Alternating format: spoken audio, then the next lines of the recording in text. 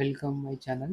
ఈరోజు పంచవర్ష ప్రణాళికలో భాగంగా 5వ పంచవర్ష ప్రణాళిక గురించి తెలుసుకుందాం. 5వ పంచవర్ష ప్రణాళిక కాలం 1974 నుంచి 1978 సంవత్సరం వరకు ప్రణాళిక కాలం. 5వ ప్రణాళిక అనేది ఒక సంవత్సరం ముందుగానే ముగిసిన ప్రణాళిక. ఒక సంవత్సరం ముందుగానే ఎందుకు ముగిసింది అనే కారణం ప్రభుత్వ మార్పిడి. ముఖ్యంగా కాంగ్రెస్ ప్రభుత్వ స్థానంలో జనతా ప్రభుత్వం రావడం జరిగింది. 5వ పంచవర్ష ప్రణాళిక యొక్క ప్రాధాన్యత దేనికోసం అంటే పేదరిక నిర్మూలన, ఆర్థిక స్వావలంబన, పెట్టుబడి పరిశ్రమలు. పేదరిక నిర్మూలన, ఆర్థిక స్వావలంబన, పెట్టుబడి పరిశ్రమలు అనేది ఏ ప్రణాళిక యొక్క ప్రాధాన్యత అని అడిగినప్పుడు దానికి ఆన్సరు 5వ పంచవర్ష ప్రణాళిక. అలాగే 5వ పంచవర్ష ప్రణాళికని పేదరిక ప్రణాళిక అని కూడా అంటారు. పావర్టీ ప్లాన్ అని కూడా అంటారు. 5వ పంచవర్ష ప్రణాళిక యొక్క అధ్యక్షులు అంటే చైర్మన్ ఎవరంటే ఇందిరాగాంధీ. 5వ పంచవర్ష ప్రణాళిక యొక్క వైస్ చైర్మన్ అంటే ఉపాధ్యక్షుడు ఎవరంటే పిఎన్ అకూర్స్. 5వ పంచవర్ష ప్రణాళిక యొక్క మొత్తం పెట్టుబడి 39,426 కోట్లు. రంగాల వారి కేటాయింపు పరిశ్రమలకు 24.3% కేటాయించారు. వ్యవసాయానికి 22% కేటాయించారు. ఇంధనం 18.8% కేటాయించారు. ఈ 5వ పంచవర్ష ప్రణాళిక కాలంలో ఎక్కువ దేనికి కేటాయించారు అంటే పరిశ్రమలకి ఎక్కువ కేటాయించడం జరిగింది. పరిశ్రమలకి ఎంత 24.3%. ఆశించిన వృద్ధి రేటు 5.5%. బట్ దీన్ని ఏం చేశారంటే 4.4%కి తగ్గించారు. సాధించిన వృద్ధి రేటు ఎంత అంటే 4.8%. అంటే ఆశించిన వృద్ధి రేటు కన్నా సాధించిన వృద్ధి రేటు ఎక్కువ ఉంది. ఇక్కడ ఆశించిన దానికంటే సాధించిన వృద్ధి రేటు ఎక్కువ సాధించింది. అనుకున్న దానికంటే ఎక్కువ సాధించారు కాబట్టి 5వ పంచవర్ష ప్రణాళిక అనేది సక్సెస్ కావడం జరిగింది. ఈ ఐదవ పంచవర్ష ప్రణాళిక కాలంలో ముఖ్యంగా 1974-75 సంవత్సరంలో ఎంఎన్పి మినిమం నీడ్ ప్రోగ్రామ్ ని ప్రారంభించారు. 1975 సంవత్సరం అంటే 5వ పంచవర్ష ప్రణాళిక కాలంలోనే 75 సంవత్సరంలో 20 సూత్రాల పథకాన్ని ఇందిరాగాంధీ గారు ప్రవేశపెట్టడం జరిగింది. 1975 అక్టోబర్ 2న ఆర్ఆర్బి ఏర్పాటు చేశారు. ఆర్ఆర్బి అనగా రీజనల్ రూరల్ బ్యాంకు అంటే ప్రాంతీయ గ్రామీణ బ్యాంకు. ఈ ఆర్ఆర్బిలను ఏర్పాటు చేయాలని సిఫార్సు చేసిన కమిటీ ఏది అంటే Narasimha and Sarayu committee. 1975 October 2న ఆర్ఆర్బిలను ఏర్పాటు చేశారు. అయితే ఏర్పాటు చేసినప్పుడు భారతదేశంలో మొదటిసారిగా 5 ఆర్ఆర్బిలను అంటే రీజనల్ రూరల్ బ్యాంకులను ఏర్పాటు చేశారు. అవి ఎక్కడెక్కడ ఏర్పాటు చేశారంటే ఉత్తరప్రదేశ్ గోరఖ్పూర్లో, అలాగే ఉత్తరప్రదేశ్ మొరాదాబాద్లో, హర్యానా భివానీ, అలాగే రాజస్థాన్లో జైపూర్లో, వెస్ట్ బెంగాల్లో మాల్డాలో ఏర్పాటు చేశారు. 1975 అక్టోబర్ 2న ఆర్ఆర్బిలు రీజనల్ రూరల్ బ్యాంకులను ప్రాంతీయ గ్రామీణ బ్యాంకులను ఏర్పాటు చేశారు. ముఖ్యంగా ఆర్ఆర్బిల్లో 3 వాటాదారులు ఉంటారు.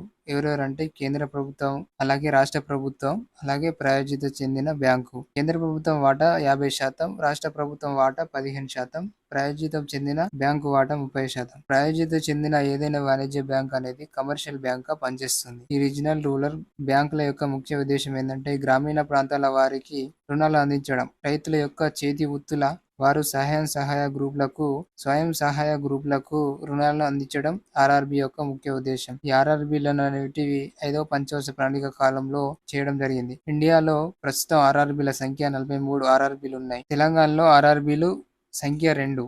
తెలంగాణ గ్రామీణ బ్యాంకు హైదరాబాద్, ఆంధ్రప్రదేశ్ గ్రామీణ వికాస్ బ్యాంక్ వచ్చేసి వరంగల్లో ఉంది. తెలంగాణ గ్రామీణ బ్యాంకు వచ్చేసి అదే ప్రధాన కార్యాలయం హైదరాబాద్లో కలదు. ఆంధ్రప్రదేశ్ గ్రామీణ వికాస్ బ్యాంకు అలాగే దీని యొక్క ప్రధాన కార్యాలయం వరంగల్లో కలదు. ముఖ్యంగా తెలంగాణలో మొట్టమొదటి ఆర్ఆర్బి రీజనల్ రూరల్ బ్యాంక్ ఏదంటే నాగార్జున గ్రామీణ బ్యాంకు. దీన్ని 1976 సంవత్సరంలో ఖమ్మం జిల్లాలో ఏర్పాటు చేశారు. ఆర్ఆర్బీలు లేని రాష్ట్రాలు ఏవంటే గోవా అండ్ సిక్కిం. మిగతా అన్ని రాష్ట్రాలలో ఆర్ఆర్బీలు ఉన్నాయి. 1975 సంవత్సరంలో ముఖ్యంగా ఐసిడిఎస్ ని ఏర్పాటు చేశారు. ఐసిడిఎస్ అంటే ఇంటిగ్రేటెడ్ చైల్డ్ డెవలప్మెంట్ స్కీమ్. ముఖ్య విధి ఏంటంటే ఈ పథకం యొక్క ముఖ్య విధి శిశు అభివృద్ధి కార్యక్రమం. ఇంటిగ్రేటెడ్ చైల్డ్ డెవలప్మెంట్ స్కీమ్ యొక్క ముఖ్య ఉద్దేశం ఏంటంటే పిల్లలలోని అలాగే గర్భిణీ స్త్రీలలోని పాలిచ్చే తల్లులలో పౌష్టికాహార లోపాన్ని తగ్గించాలనే ఉద్దేశంతో ఐసిడిఎస్ పథకాన్ని తీసుకురావడం జరిగింది. అంగన్వాడీ కేంద్రాలు అనేటివి ఐసిడిఎస్ ఆధ్వర్యంలోనే పనిచేస్తాయి. 1975 సంవత్సరంలో ఐటీడీఏలను ఏర్పాటు చేశారు. అలాగే 75లో ఐసిడిఎస్ 75లో కూడా ఐటీడీఏ. ఐసీడీఎస్ అంటే ఇంటిగ్రేటెడ్ చైల్డ్ డెవలప్మెంట్ స్కీమ్. ముఖ్యంగా ఇది 5వ పంచవర్ష ప్రణాళిక కాలంలో ఏర్పాటు చేశారు. ఇది కూడా 5వ పంచవర్ష ప్రణాళిక కాలంలోనే ఏర్పాటు చేశారన్న విషయాన్ని మీరు కంపల్సరీగా గుర్తుంచుకోవాలి. ఇంటిగ్రేటెడ్ ట్రైబల్ డెవలప్మెంట్ అథారిటీ అంటే గిరిజన అభివృద్ధి పథకం. ప్రస్తుతం తెలంగాణ ఐటీడీఏలు ఎన్ని పనిచేస్తున్నాయి అంటే 3 పనిచేస్తున్నాయి. ఒకటి ప్రతిపాదిత ఉంది. 1977 సంవత్సరంలో పనికి ఆహార పథకాన్ని తీసుకురావడం జరిగింది. ఈ పనికి ఆహార పథకాన్ని ముఖ్యంగా రాజస్థాన్ రాష్ట్రంలో మొదటగా అమలు చేశారు. 1977 సంవత్సరంలో అంత్యోదయ పథకాన్ని ప్రవేశపెట్టడం జరిగింది. ఈ అంత్యోదయ పథకం యొక్క ముఖ్య ఉద్దేశ్యం ఏందంటే పేదలలో నిరుపేదలకు సంబంధించి, అంటే పేదలలో కడు నిరుపేదలకు అత్యంత వెనుకబడిన నిరుపేదలకు సంబంధించినది ముఖ్య ఉద్దేశం అంత్యోదయ పథకం. మొదటగా అంత్యోదయ పథకం అనేది మొదటగా ప్రవేశపెట్టిన రాష్ట్రం రాజస్థాన్ అయితే, ఏ పంచవర్ష ప్రణాళికలో ప్రవేశపెట్టారు అంటే 5వ పంచవర్ష ప్రణాళిక కాలంలో అంత్యోదయ పథకాన్ని ప్రవేశపెట్టారు. ప్రవేశపెట్టిన తర్వాత మొదటగా ప్రవేశపెట్టిన రాష్ట్రం ఏదంటే రాజస్థాన్. 1977 సంవత్సరంలో ఐఆర్డీని నేషనల్ ఇన్స్టిట్యూషన్ ఫర్ రూరల్ డెవలప్మెంట్‌ని స్థాపించారు. జాతీయ గ్రామీణాభివృద్ధి సంస్థ. ఇది ప్రధాన కార్యాలయం హైదరాబాద్‌లో ఉంది. ఎన్ఐఆర్‌డి ముఖ్య ఉద్దేశ్యం ఏందంటే గ్రామీణాభివృద్ధికి సంబంధించిన కోర్సులను అందిస్తుంది. 1977 సంవత్సరంలో అయితే ఇక్కడ 1977 సంవత్సరంలో ఎన్ఐఆర్‌డిని ఏర్పాటు చేశారు. అంటే నేషనల్ ఇన్స్టిట్యూషన్ ఫర్ రూరల్ డెవలప్మెంట్‌ని ఏర్పాటు చేశారు. అయితే ఎన్ఐఆర్‌డిని అనేది ఏ పంచవర్ష ప్రణాళిక కాలంలో ఏర్పాటు చేశారంటే దానికి వచ్చేసి ఆన్సర్ 5వ పంచవర్ష ప్రణాళిక. 1977 సంవత్సరంలో హెచ్‌డిఎఫ్‌సి హౌసింగ్ డెవలప్మెంట్ ఫైనాన్స్ కార్పొరేషన్‌ని ఏర్పాటు చేశారు. హెచ్‌డిఎఫ్‌సి యొక్క ముఖ్య ఉద్దేశ్యం ఏందంటే ప్రైవేట్ రంగంలో గృహ నిర్మాణానికి సంబంధించిన అవసరమైన గృహ నిర్మాణానికి అవసరమైన రుణాలను అందిస్తుంది.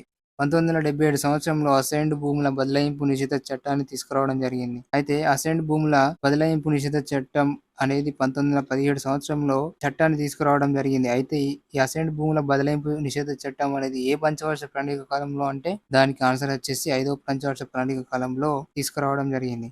1977 సంవత్సరంలో జనతా ప్రభుత్వం చిన్న తరహా పరిశ్రమలకి ప్రాధాన్యతనిస్తూ పారిశ్రామిక తీర్మానాన్ని ప్రవేశపెట్టింది. జనతా ప్రభుత్వం పారిశ్రామిక తీర్మానాన్ని 77 సంవత్సరంలో చిన్న తరహా పరిశ్రమలకు సంబంధించి పారిశ్రామిక తీర్మానాన్ని ప్రవేశపెట్టింది. 77 సంవత్సరంలో ప్రవేశపెట్టిన తీర్మానం ఏ పంచవర్ష ప్రణాళిక కాలంలో అమలు చేశారు అంటే 5వ పంచవర్ష ప్రణాళిక కాలంలో అమలు చేశారు. ఓవరాల్‌గా ఇది 5వ పంచవర్ష ప్రణాళిక యొక్క పూర్తి సమాచారం. తర్వాత క్లాసులో నిరంతర ప్రణాళికలు అండ్ 6వ ప్రణాళికల గురించి తెలుసుకుందాం. Thank you for all.